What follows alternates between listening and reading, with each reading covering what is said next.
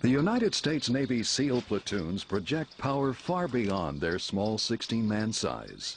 The success of their mission doesn't just rely on weapons or technology, but on the specialized training of the individual SEAL operator.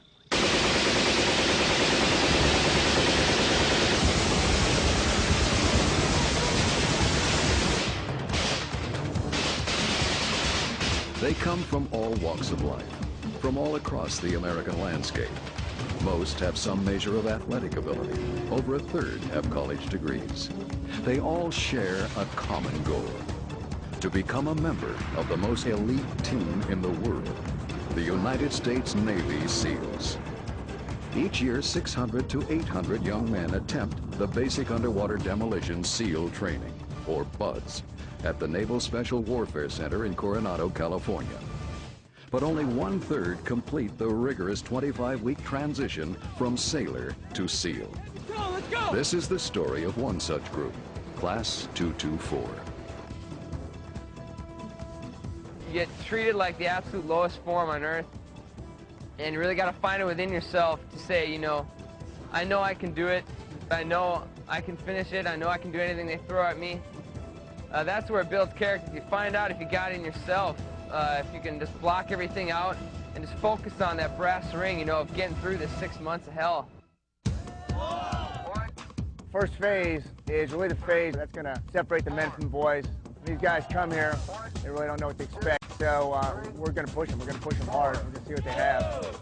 And the guys that want to be here, no matter what we do or say, they want to be a SEAL, they're going to be a SEAL. That's all there is to it. Physically, BUDS is a real butt kicker.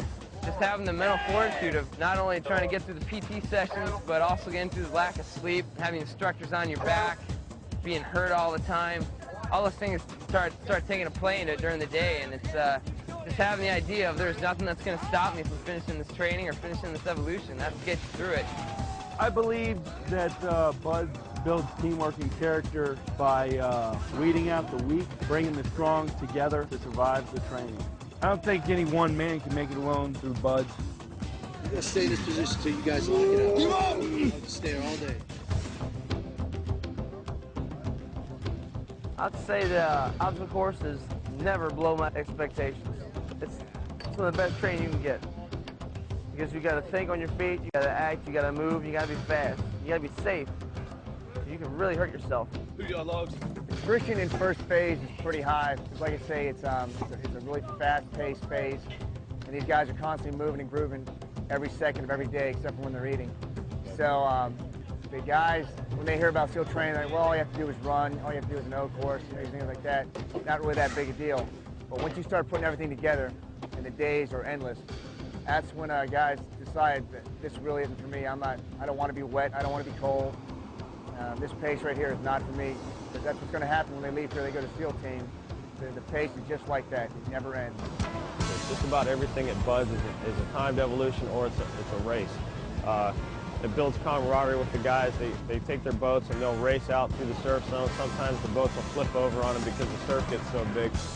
It's quite an experience to be paddling a rubber boat and facing this 8-foot wall of water coming at you. It's just going to destroy you and send you tumbling around. And there was almost like a washing machine effect in the water.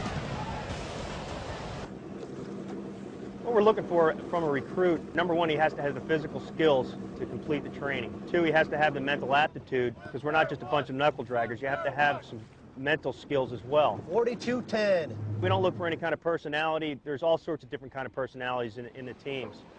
But we're looking for a guy that's willing to sacrifice and can work well with others in a teamwork environment. I think the evolutions that cause the most problems are the water evolutions. Some of these kids are from Wyoming, different places where they haven't even seen the water, or at least the surf zone. They're not really too comfortable in the water. And you're doing drown proofing where your hands are tied behind your back, your feet are tied up. They don't like that. Drown proofing, I think it's more of a mental thing than a physical evolution. It's all about trying to stay calm and being comfortable in the water. Half of our class failed it the first time they went through, and I think it's just because they have a mental block of the idea of not having control. You just gotta, have confidence in yourself and saying, I've done this before, I can float on the water. 3,000 guys have done it before I have, why can't I do it? It's a mental thing.